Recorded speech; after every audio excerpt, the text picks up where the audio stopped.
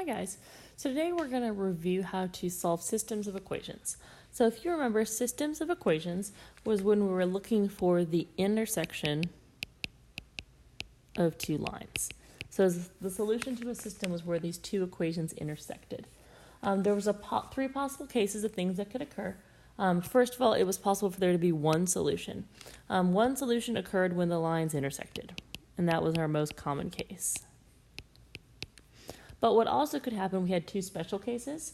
One of them would be when you had zero solutions. No solutions would occur when the lines were parallel, which meant they had the same slope. The other case would be if you had infinite solutions, and that occurred when the lines were the same or coincidental. So if they were the exact same line, not just the same slope, but the same y-intercept. Algebraically, what this looks like when you're solving it, if you can't see the graph, algebraically, if you get a false statement, so if you get some sort of mathematically incorrect statement, like 0 equals 2, or 1 equals 7, whenever you're solving it, your x's or y's go away, and you just are left with some number equals some other number. That's telling you that there's no solution. Algebraically, you'll get a true statement if there's infinite solutions. So if you get something like 0 equals 0, 3 equals 3, that would tell us that this has infinite solutions. All right, there's a couple different methods that you learned in Algebra 1 about how to solve systems. There's actually four, well, one of these can break down into more, but there's four main ways that you can use to solve a system of equations. The first is graphing. So graphing is easiest when the equations are already in slope-intercept form.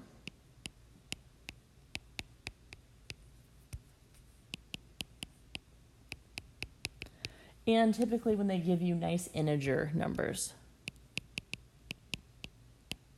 If they don't give you integer answers, graphing is still a good method if you have a calculator available and you're able to graph and find the intersection that way.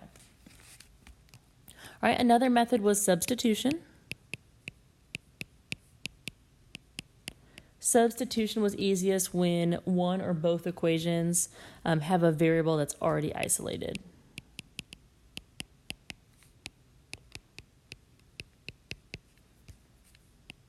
So if you have something like y equals 2x minus 7 already by itself, then it's easy to plug that in and solve that system. All right, another one was elimination. So elimination is a good method when it's already in standard form.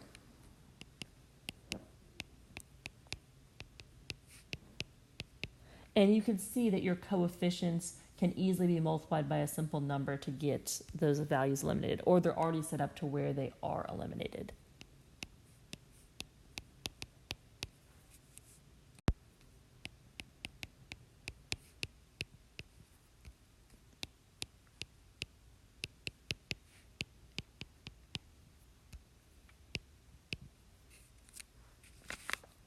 Now, the last method is one you may not have seen before, and this is one we're going to look at when we get into our bigger systems, and that is matrices. And there's a couple different ways that you can use matrices, but matrices are really helpful when you have a messy 3x3.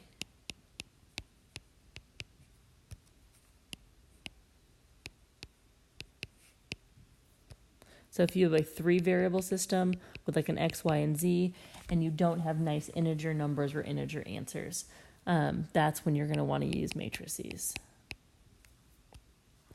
All right, so those are a couple of the different methods. So today we're going to review graphing, substitution, and elimination for 2-variable systems. We'll get into 3-variable systems next week. All right, so just to review some of these methods, we're going to start by looking at graphing. So in order to solve by graphing, we need to get y by itself in these equations. So on that top one, I would rewrite that equation. That's negative y equals negative x, so y equals x. Then I'm going to go ahead and graph the line y equals x, which has a slope of 1 and a y-intercept of 0. Then I'm also going to solve for y in my second equation. So y equals negative 2x plus 3, y-intercept of 3, slope of -2. And then the intersection of those two lines is my solution. So x equals 1 and y equals 1 is my solution. If I want to check that answer, I take 1 and I plug it in for x. I take 1, I plug it into y, and both of those should be true statements. All right, so looking at B, if I go ahead and graph this, slope of 3, y-intercept of -3.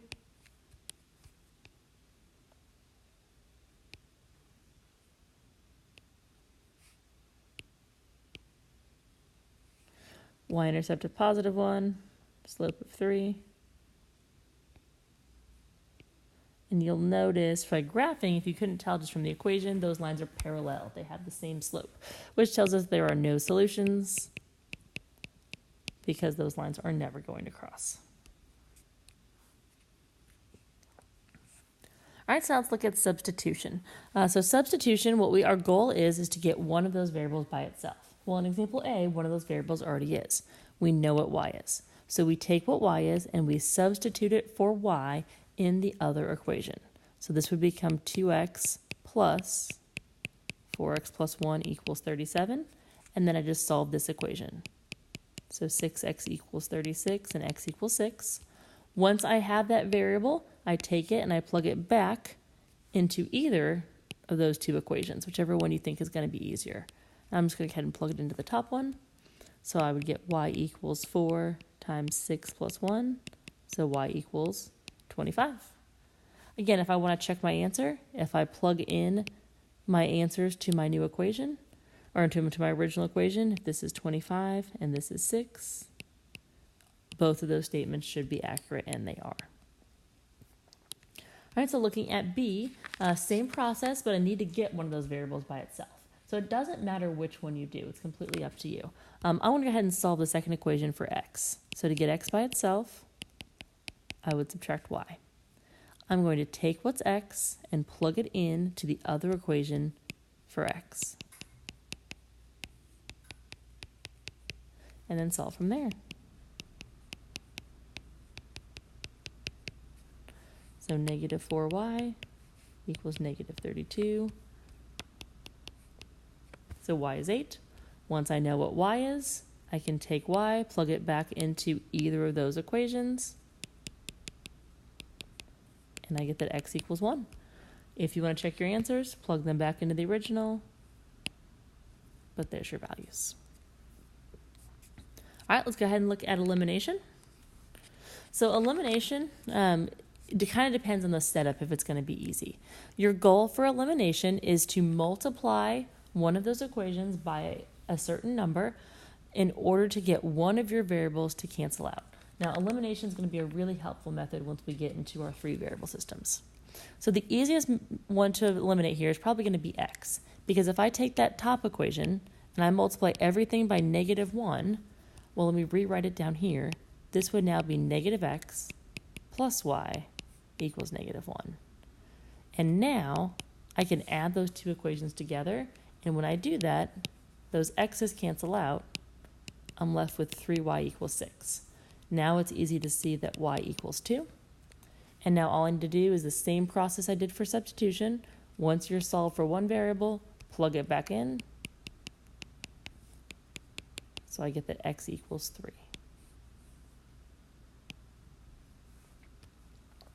Now sometimes when it comes to elimination, you might need to multiply both equations by a certain number in order to get them to cancel out. And that's the case with this next example.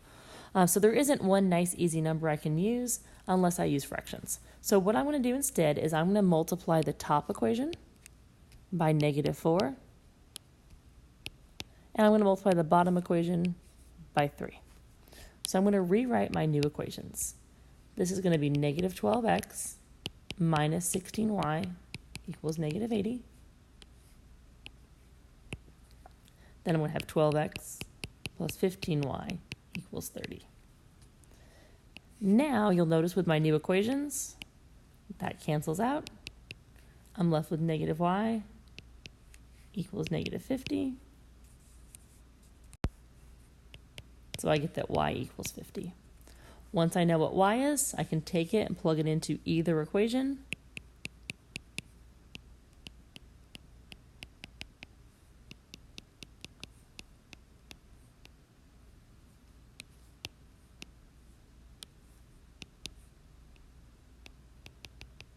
So I get that 4x equals negative 240, so x equals negative 60.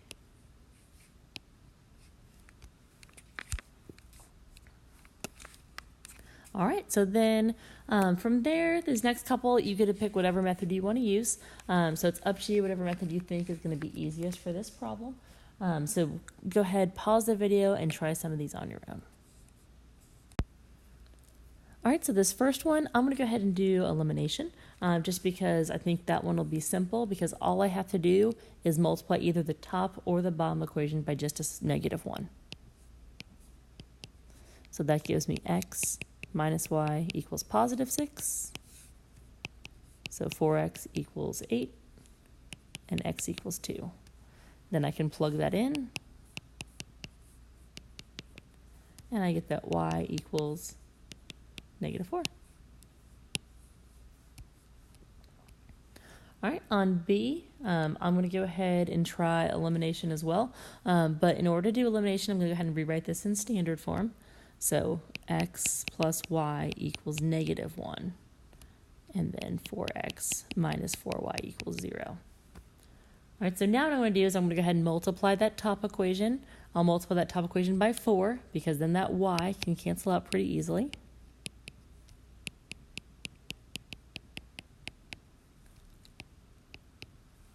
And then when I add these equations together, you'll notice that I get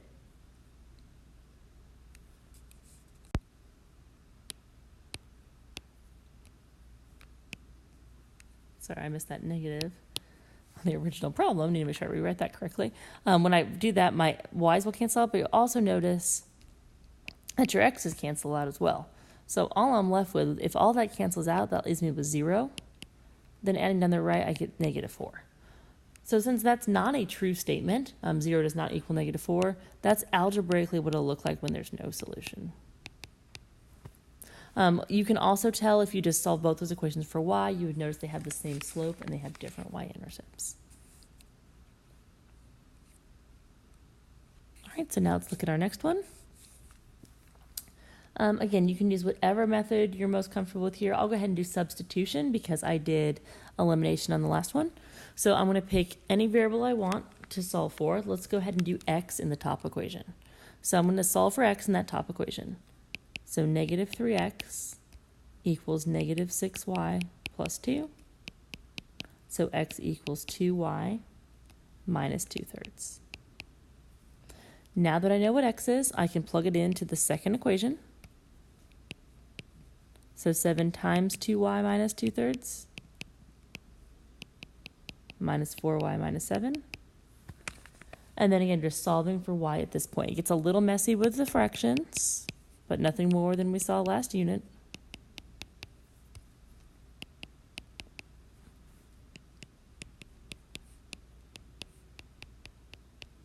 And then in order to add those two together, I'm going to need to get a common denominator. So I get that 10y is 35 over 3.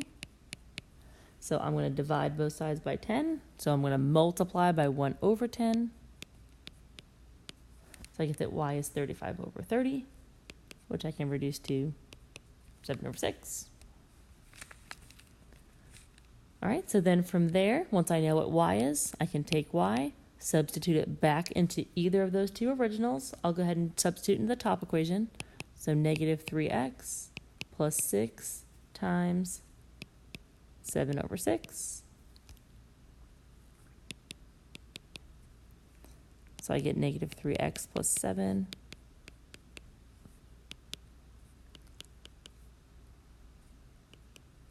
And I get that x equals 5/3.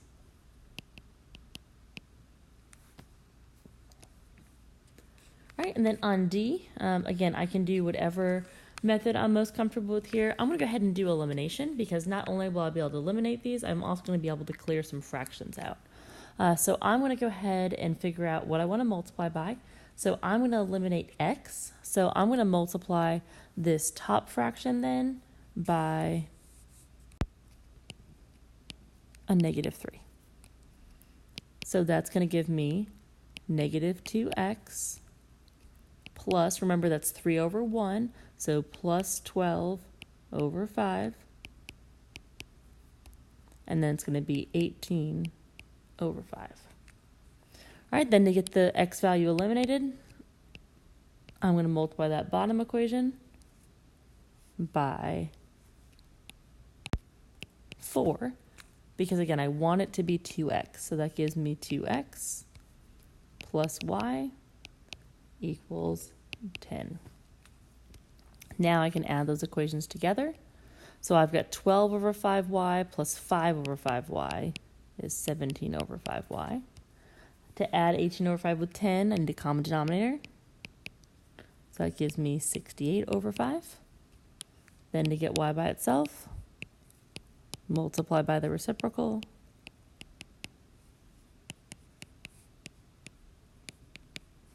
So that's my value of y. And then that I can actually simplify to just 4. Once I know what y is, take that, plug it into either equation. I'll plug it into the bottom because then I can not deal with my fractions.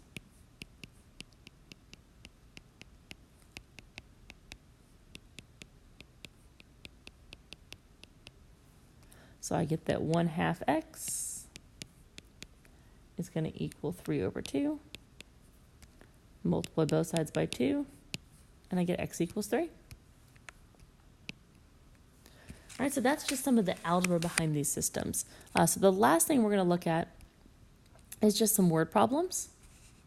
And we're not going to go solve these because we've got a lot of solving practice in. We're just going to go ahead and set these up. So we're going to set up a system of equations that can help us answer this question. So in order to set up a system with 2 variables, we need to have a minimum of 2 equations to be able to find our answer.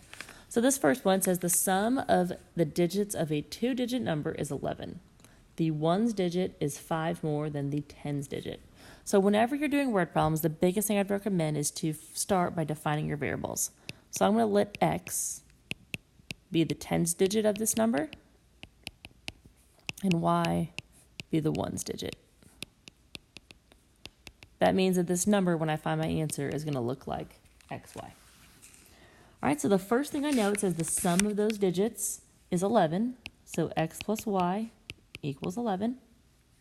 Then my second equation says the 1's digit is 5 more than twice the 10's digit. So that means that y is going to equal 5 more than twice the 10's digit. Now, sometimes with these word problems, you've got to make sure that you get the wording right with your more than and multiplying by. I think some of the most common mistakes happen when it's like 4 times a number. So if you're not sure, pick an easy number and make sure it makes sense for the equation you wrote. So if the 1's digit is 5 more than twice the 10's digit, let's say the 10 digit was 1. Well, 5 more than twice that is 7. So let's make sure that actually works for my equation. Well, if I plugged in 1 for x, yes, that would work and I would get that value. So think of a simple example to help you make sure this value works out.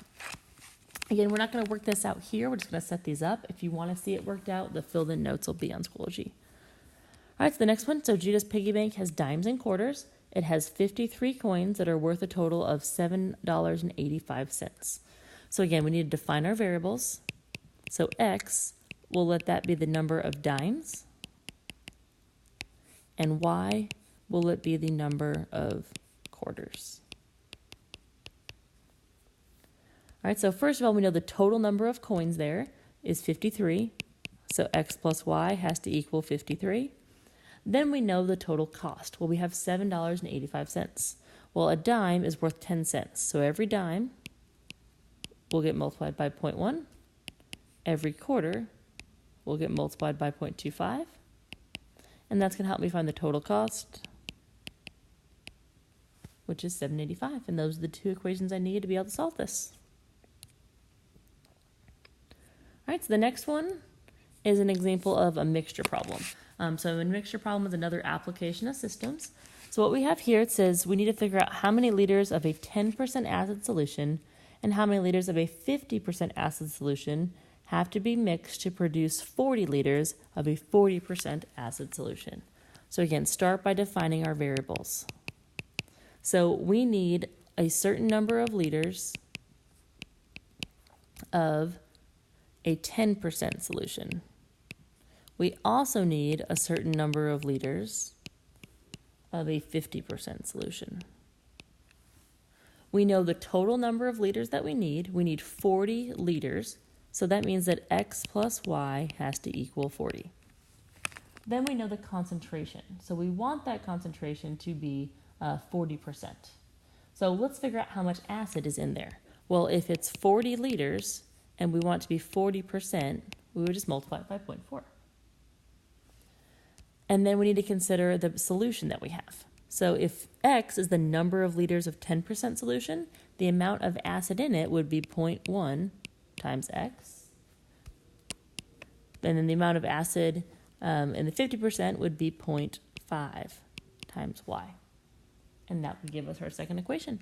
If you want to simplify that 40 times 0.4, you can also just rewrite that as just 16. That's what that value actually is. And then from there, you could solve your equation. When it comes to solving some of these equations with decimals, just keep in mind if you want to clear those decimals out, you can multiply everything by 10 in that bottom equation.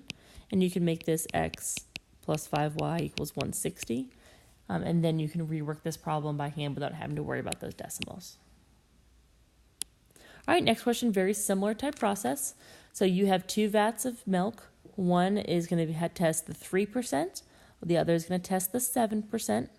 So how much milk from each will produce a 4.5% mixture? So again, very similar. Let's define our variables. We'll let x be the 3%. And again, I'm going to be pretty specific here. X is going to be the number of gallons of the 3%. Y is going to be the number of gallons of our 7%.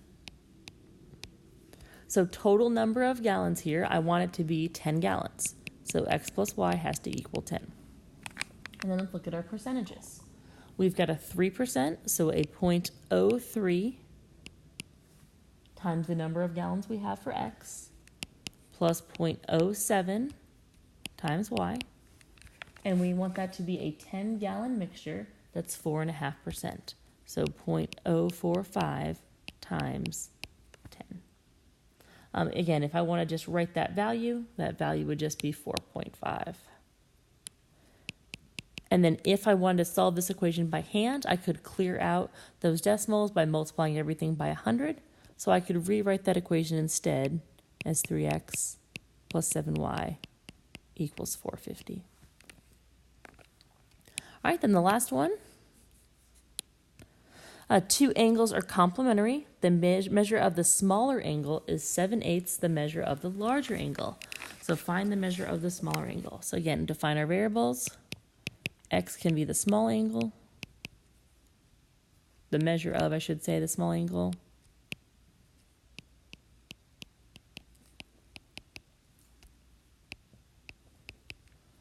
And then y is going to be the measure of the larger angle. So if the 2 angles are complementary, if you remember from geometry, that means that they add up to 90 degrees. It says the measure of the smaller is 7/8 the measure of the larger. So that means that the smaller angle is going to equal 7/8 of y. And then from there, this would probably be a good system to use substitution on because you already have your variable solved for. Plug it in, and then again, just remember on this one, if you were actually solving it, make sure you answer the question that's being asked. It's specifically asking for the measure of the smaller angle. So our answer here would be whatever answer we get for x. All right, so that's it for systems of equations. We're going to do some more of these word problems next class, and then we'll move on to our 3 variable systems.